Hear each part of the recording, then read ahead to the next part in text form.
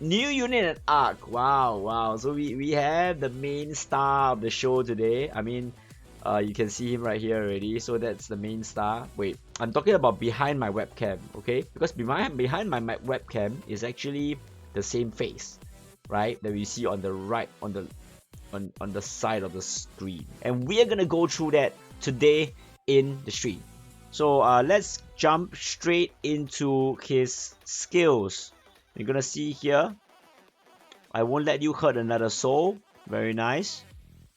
I'm gonna like go through a little bit of what I think about the skill because now it's just first impressions. So let's see. Skill 1. So it seems to be sucking enemies to him.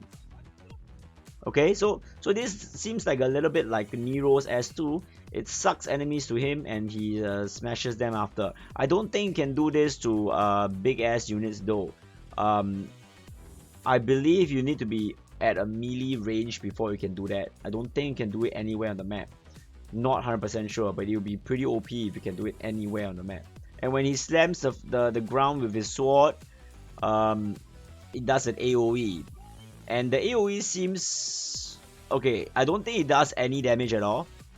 Okay, it's just literally like a battle cry. And I believe it will affect everybody in the whole map. Okay, everyone in the whole map will get attracted to him. Of course, it's a chance of attraction.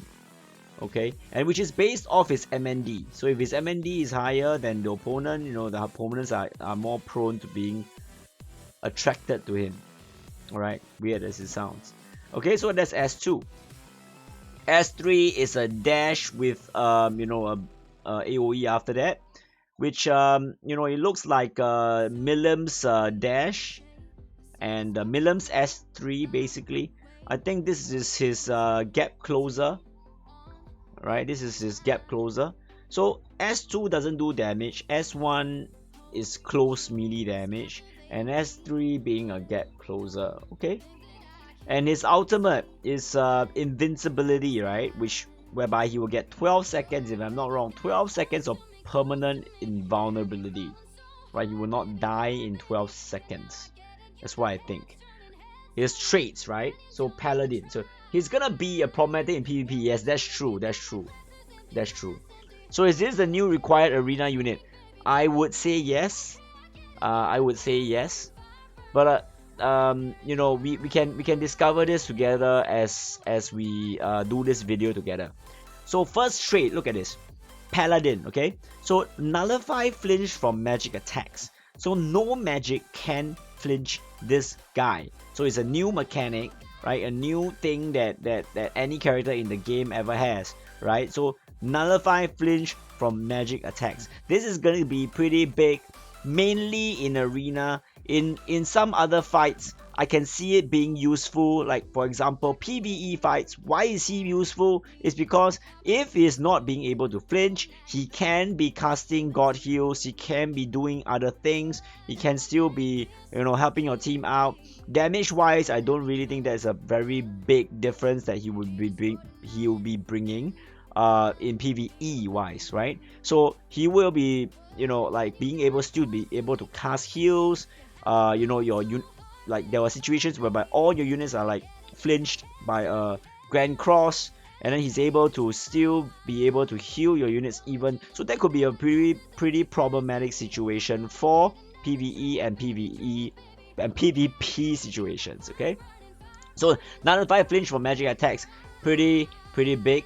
But in some sense, you know, some people might even just ignore and not use mages in PvP. So that is something that I'm still theory crafting, whether it will come to a situation whereby mages will be made useless because of Ruuto, right? Because if there's Ruuto, the CC will do CC, but then again, you will not be able to sort of take down the units even, because Ruuto will be healing the units.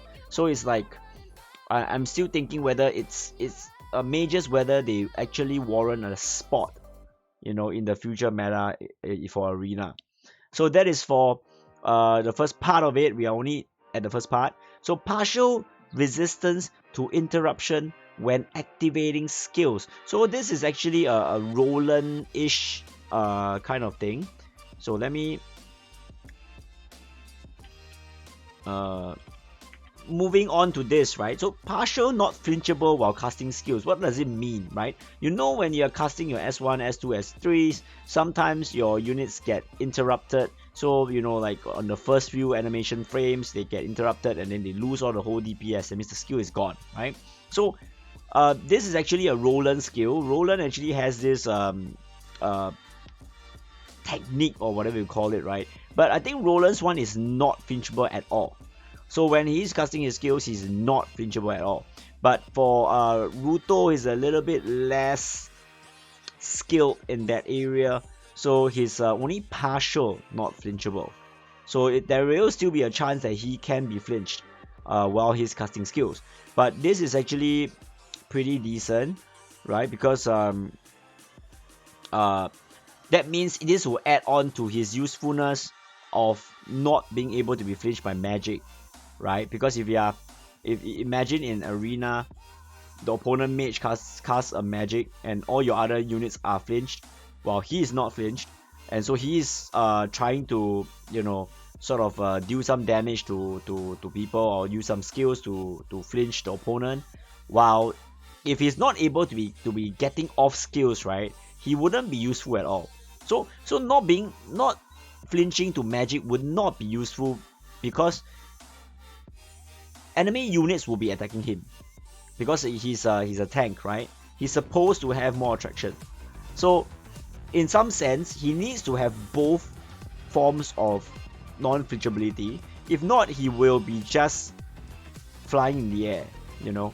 Like if he doesn't get flying because of magic, he will get flying by physical attacks. So basically this is to, you know, hopefully allow him to at least get a couple of skills off and have and make full use of their advantage while he's not flinchable, right? So this is an additional add-on, I feel, to his first part. And defense increases the more damage is taken from enemies, max 35%. So it's gonna make him a lot more tankier, right? He already most likely gonna have a very high defensive stats, so he's gonna increase his defense a lot higher. I'm not sure what is the numbers here, but I believe it wouldn't be too difficult to hit a 35% cap. So that's for his first trait. So trait 2, Warcry, right? When taking damage from enemy attacks and target all, right? Damage to unit plus 100%. So this means that this most of the time will mean magic, right? When taking damage from enemy attacks that target all, right? I don't think that even if a skill hits all your allies is considered as a all targeting skill. So I still think that it's only workable on magic, right? So it's only AoE, whole screen, magic. So this will apply, right? So what it does is that it increases 100% damage to that unit. So if you're gonna hit that unit, which is a sorcerer or, you know, somebody else, whoever that's casting in magic, is gonna be susceptible to 100% more damage. Wait, damage to unit plus 100%. I thought he take 2 times more damage, but his teammates take half. Damage to unit, that means damage to Ruuto. Taking damage from enemy attacks that target all. Damage to unit plus 100%. Okay, so damage to Ruuto plus 100%. Damage to allies minus 50%. So that might be what it means. But that will mean all sources, right? Does that mean all sources? All sources of damage? Or does it mean only the magic damage? Because if it's only the magic damage, is PP damage, man. It's like might as well you don't have this skill. This totally makes sense as a mechanic, right? That when the whole team is taking AoE damage, he is the one actually taking damage, and it's like a sacrifice, like a life sacrifice, right? Like I will be your shield and kind of thing. So everybody that takes damage inside that time frame of time stop or whatever it is usually a time stop skill. Most AoEs or full map skills are time stops, right? So if that happens, then it will trigger. The thing I have against this is that in that sense it really works very nichely, very in small situations, especially in arena and maybe in certain boss fights, right, whereby you will see time stop skills. Other than that, this trait actually does nothing, right? So I would have, well, probably that's too greedy, but what I'm trying to say here is that it really feels like it's going against time stop skills. So I'm not sure whether that would, I'm getting surer, I think that should be the word that I'm saying. I'm getting surer that having Ruuto would mean the death of mages, because there's no reason to use mages anymore. You can say that you can change your skills to not full AoE skills, but then I would argue that, you know, the efficiency is so random. Like you can't tell your team unit to target the right unit all the time, unless you're running on offense. If you're running on defense, it's RNG, so it's not consistent at all. And if you're gonna run a mage who runs time stop, you know, like if you were, you don't know who is gonna be fighting you, right? So you'll be like food to teams with a Ruuto. So basically nobody will actually run a mage anymore. That's how I'm seeing when this skill actually, I mean, if this skill actually works like that, right? 50% damage taken from all sources is actually pretty crazy. Like there are many times that I can't even take down a single mage, even in a time stop skill right now. And right now, if they say that, you know, it gets even harder to kill, it's like, no, it's not happening anymore, man. Like, yeah, it's not happening anymore unless you have like 3 DPSs, 4 DPSs like smashing on one freaking poor mage. I think maybe, right? For the second part of his war cry, wonder if it works with Awaken and other revive skills. So he dies once, come back, and keeps all the defense buff and flinch resistance for allies, or must stay dead. Another point of consideration in my opinion. My guess is gone after he's alive. So that's a guess. But I think it's a very fair guess. I feel logical and fair guess. So when he's alive, the buff actually goes off. So that's why I'm asking. I have this question, right? Whereby, you know, does it proc at the moment, or, you know, even buff? Does it buff even when the units revive? So other units, right? Like let's say your SM Theria died, right? And then Ruuto died, right? And then SM Theria is gonna come back to life earlier than Ruuto. So does SM Theria also get that buff, or is it only happening when he just died? That's a question that I have. But I mean, nobody's gonna be answering it unless Kid is here or Take-san. But for your question, CloudStrife, I believe that the buff will be gone, because it'll be too OP if his buff is still there. You know what I'm saying? So I believe he'll be gone. Alright, this is the part. Alright, so X guard. Okay, when guard is equipped, damage taken during guard minus 15%. So when HP drops below 50% or lower, guard rates up. This is actually pretty crazy, because you know, like for a long time, ever since Lensville, we haven't really gotten a guard character in that sense that gets increased guard chance, or even takes less damage when guarding. So this is a very nice skill. I really like it, and of course it fits very well into his kit of being a shielder or a tank, right? So if enemy is going to be targeting him, he will have higher chance to guard, and you know, you're gonna slap on all the guard skills. Cause I kind of like guard, okay? I kind of like guard, provided your unit is getting hit enough. So if your unit gets hit enough, it will mean that the chances of proccing is going to increase, right? Like he's going to proc more times. And if he's going to proc guard with all the, spell guard, magic guard, and all the guards that procs, right? Heal guard, right? He's just going to be so menacing in terms of what he can do. So it depends on what you want him to do, right? If you want him to cast more spells, you want him to get more MP, you can use a magic guard, which I can see that you can put celestial mass. You can even put like god heal, like he has god heal, so you can put like things to use his MP, right? But use a magic guard as a form of way to increase your MP pool, increase your MP current MP, right? So if you are using him as a skill attacker, and then you use him to have guard charge, right? To charge the SCT.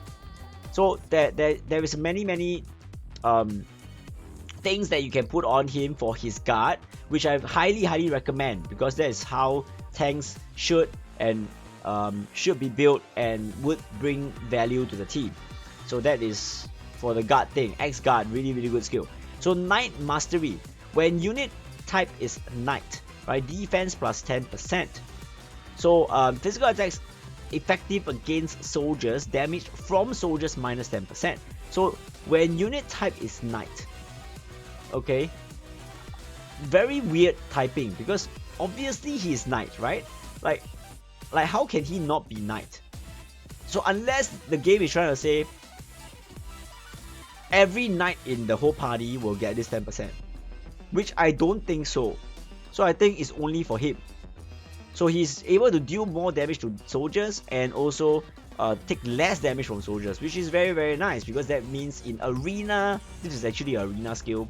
So in arena, he's going to be much more tanky. Your physical damage dealers are going to have a slightly harder time to kill him. That's basically about it.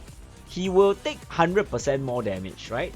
So from all sources, right? So everybody will be targeting him during the magic cast. So people wouldn't be targeting any other unit, because any other unit is taking minus 50%, right? So this makes sense. So now it sort of shifts the focus or give a better picture of how what happens, right? So when magic actually procs, magic actually starts, you will want to shift all your damage to Ruuto, and he's gonna be easier to kill off during that phase. Easier in some sense. But and your job obviously, if you have Ruuto, is to make him harder to be killed during that point of time, right? But the idea is that you get to kill him, you get an opportunity to kill him off, to take him down during that point of time, because he is gonna take increased 100% damage. Okay, so that's the first thing. Second thing is that what happens after is that if you manage to successfully take him down, what happens is that all the rest of the people is gonna get a 50% defense buff, MND buff with flinch resistance. So that is the downside. And wow, so much shit, man. You know how crazy arena is gonna be in the future, I tell you. Right, so let me move on to the next skill, okay? So, Phalanx, how do you pronounce this? Phalanx. Alright, moving on. Phalanx. When armor is equipped, right, take killer slayer damage minus 20% and take critical damage minus 20%. So, wearing armor is gonna make him tankier versus killer slayer damage, which is a lot of like, units nowadays. There are units that focuses on killers and slayers, which is gonna be, mitigated by this skill of his. So it's gonna be minus 20%, not totally mitigating, so it does a small mitigation, and take 20% also less critical damage. So I believe these two things are separate, so it doesn't mean it's only on attacks that have killers and slayers that will also take 20% critical damage. So 20% critical damage, I believe, is always going to be there. So it's regardless of whether it's slayer or killer damage or not.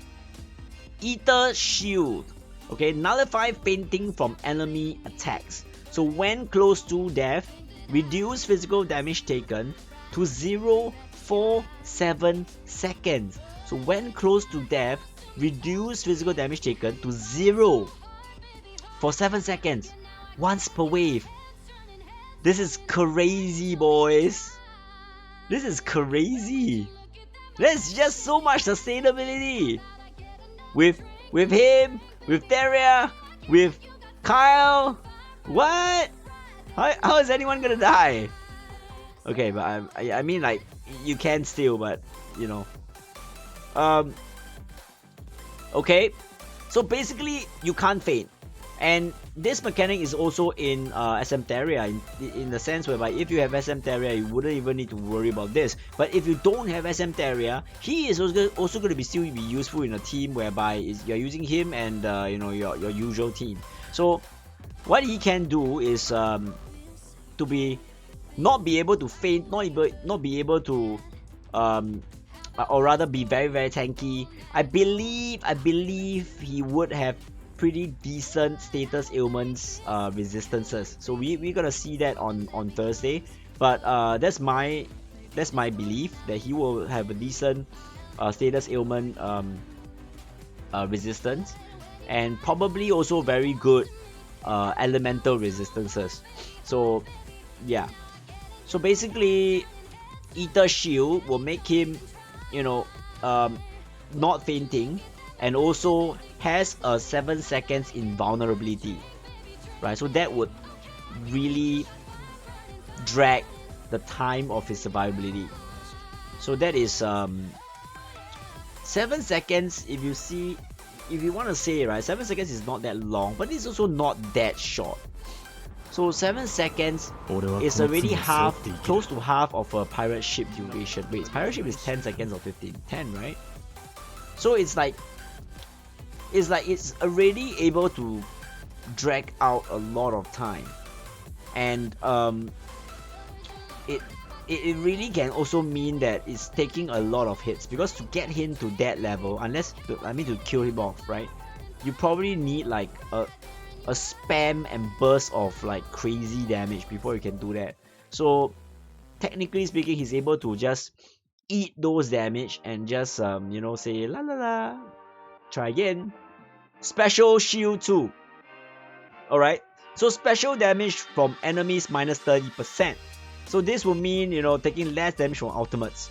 But usually, unless this is meant for PvE, because usually we don't really get to be damaged from specials in arena.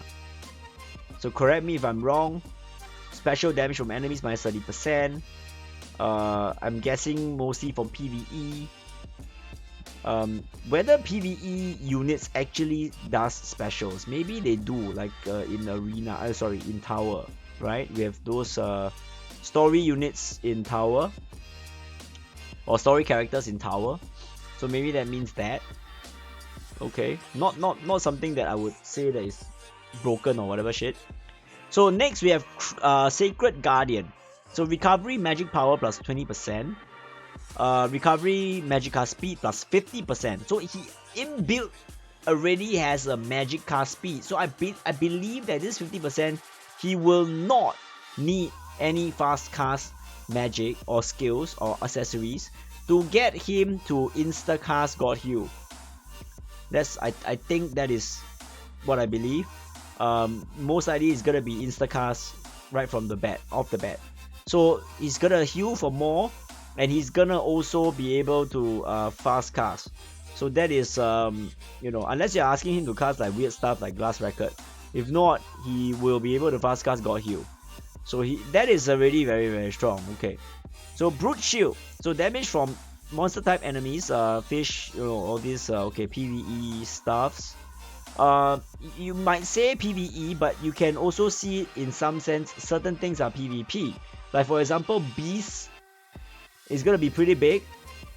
Brute Shield. It feels like they're trying to hide the information amongst a lot of other information. You know what I'm saying? So Beast is actually pretty big.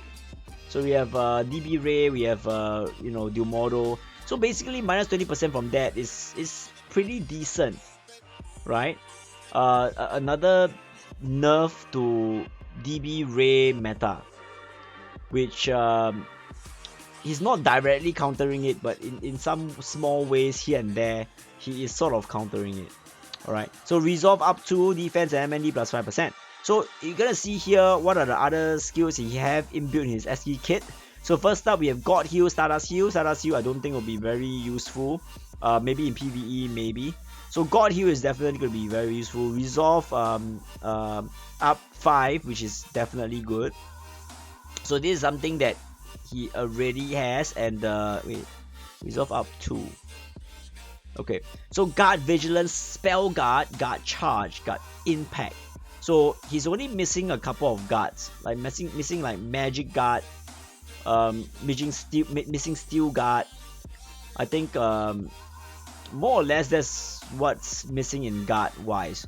So it's cheap to put all those in to finish the set. And it has Royal Armor, Auto Protection, Auto Haste. So Awakening, Goddess Kiss, which is helping him to recharge his MP. Allure already there. Chivalrous Mindset, increasing his armor values and his physical his swords strength STR values. So Doppelhander is gonna be, I got a feeling Doppelhander is actually one-handed sword, but it's two-handed sword and two-handed spear, right? I feel that Doppelhander is actually one-handed sword, but then again, it doesn't make sense for them to change the whole name, right? Because they have two-handed spear, two-handed hammer. They should have two-handed sword. You should have two-handed bow or whatever it is. Wait, is any bows one-handed? Crossbows, maybe. But what I feel is that if, let's say, they have plans to make another skill that is called one-handed sword, that would mean that every single wielding character can equip Doppelhander and one-handed sword. So don't tell other people this, but this is something that I noticed. Okay, so imagine that in the future we're gonna have an arc that comes out with two-handed sword.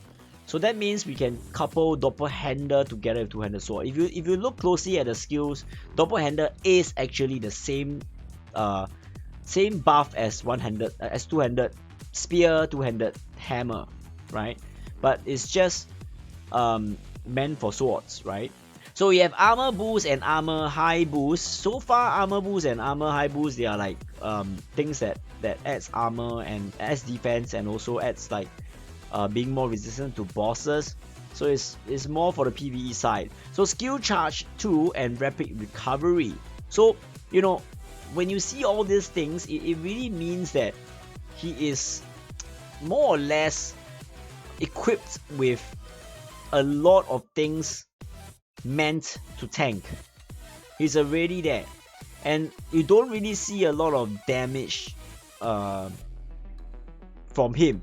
So he's probably, well, not probably, he's definitely going to be used as a tank, and he is definitely going to be a pain in the ass in arena, especially. I can see him being the meta unit in the future, maybe of offense or defense, because offense wise you might not want to put too many defensive units, right? Because you need to kill off the opponent's units. So having him as a tank, as somebody to keep your units alive, might be a way that you want to potentially build your team around, because he can literally negate make things difficult for the enemy to in quite a big extent, right? Being tanky and being forcing enemies to target him, things like that is gonna potentially put your team at an advantage. But of course, if you're gonna fight another Ruuto, good luck, have fun. I don't know how that's gonna look like. It doesn't look too pretty, not because of anything else, but how long that fight is gonna be. That's what I'm thinking.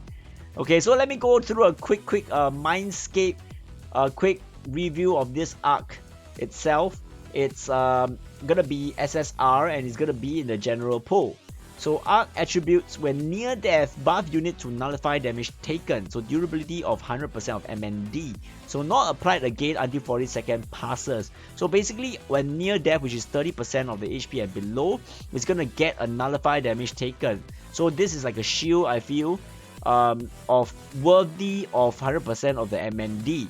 So if let's say MND is 1,000, he's gonna get 2,000. I don't expect his MND to be very high. It will probably be like 1,000-ish, and then he will get a buff. So let's say if it's 1,000, he's gonna get 2,000 worth of a shield, and every 40 seconds when he gets damaged to a low amount of HP, which is 30% below. So I like the stun resistance too. So if let's say this is meant for Ruuto, right, then I believe that his stun resistance is neutral, which is a bummer, because that would mean that you need to invest some SCs or even have this arc to make him tankier or better. So when units alive and all units are incapacitated, revive all allies with HP 50%. So this is actually really good. So it's like the opposite situation, whereby if your whole team dies and then Ruuto is still alive, and then that's when your whole team will get revived, right? So it's actually technically by right very, very insane and very, very great. But my guess is that wouldn't happen, because my guess is Ruuto will most likely be the one that dies, or Ruuto, and there won't be a situation, or it's very difficult to have a situation whereby all your other teammates are dead before Ruuto dies. It's a tougher situation than Ruuto dying, right? But then again, you might, we're gonna have to test this out more often. We're gonna have to test this out and see what happens in the arena to be sure, right? Whether people, because I can definitely see people not wanting to target Ruuto. But my question here is whether you can choose to not target Ruuto and take him down first, right? Whether you can actually take down the other units without taking him down. So there's a question mark there. And what I'll do is that I wouldn't take down all their units. I will just take down like 2 of their units and leave 2 of them alive. So basically, I'll leave Ruuto alive, I'll leave another unit alive. It can be a DPS, it can be a mage, it can most likely not a mage. It can be a SM Theria, right? I'm gonna leave them alive, and then I'm gonna wait for the 2 of them, the other 2 units to revive, and then I'm just gonna kill the other 2 again. So I don't think that this ability actually works, right? When unit is alive and all allies are incapacitated, revive all allies with 50% HP. Because I believe that there's many easy ways to work around this. You can literally not kill everybody on the map. Unless the opponent is so weak, right? That you 1S3 and all dies. If not, it's not gonna happen. When you play a high tier arena, you killing 1 unit is already a very tall order. And not only that, you get to put in Ruuto, right? That's gonna make it even harder. So I believe that the chances of you actually killing everybody is not gonna happen that often, or it's probably not gonna happen at all at high tier arena. So I think that this arc itself, I would not be using it on Ruuto. Alright, let's look at the skills. Scout, right? When near death, casting magic plus 20%. Okay, so this is like a tranquility, like a fury, but it's in terms of casting magical speed. Whether it would be useful. So 50% plus 20% is 70%. You guys want to go and think about what is actually good in 70%. So at this point of time, I think that glass record and stuff like that still needs higher than 70% to be an instacast. So don't have anything that really pops up to my head that regarding 70% being a instacast that would be very useful to him when near death. So probably I'm not sure, man. Doesn't really feel like there is. Yeah, God Heal, you don't need that much. Yeah, but I think like some units might want it. Like some units, for example, units that are not mages by nature. So units that don't have fast cast and are not mages. So maybe it will be interesting to put on those units. I feel like, for example, if I want my physical damage dealer to also cast magic, or to also cast God Heal, or to also cast stuff like that, putting this on might be able to, you know, increase the cast speed way more often. So Wisdom's Protection, better start at 5% of int to defense and MND. So this one is definitely something defensive that you might want on. You will want on Ruuto. Although I don't know how much the int is gonna be. I don't expect his int to be very high. I really don't expect his int to be very high. Maybe like a 900 max. 900-ish. Because it's a paladin, right? Paladin usually has intels, right? Pretty smart, right? Cast the holy stuff. So I think that he should have around 900-ish int. So if he has 1,000 int, let's say 1,000 int, 5% of that 1,000 is actually 50, right? 5%, wait, 250. Wait, no. So it's gonna add 50 to defense and 50 to MND, which is pretty pathetic. But then again, it's probably worth like 2 SC, maybe, or 3 SC. Okay. So staff high boost when the staff is equipped, physical attack power. Yeah, okay, so this is actually a the first time you're gonna have staff high boost. All right.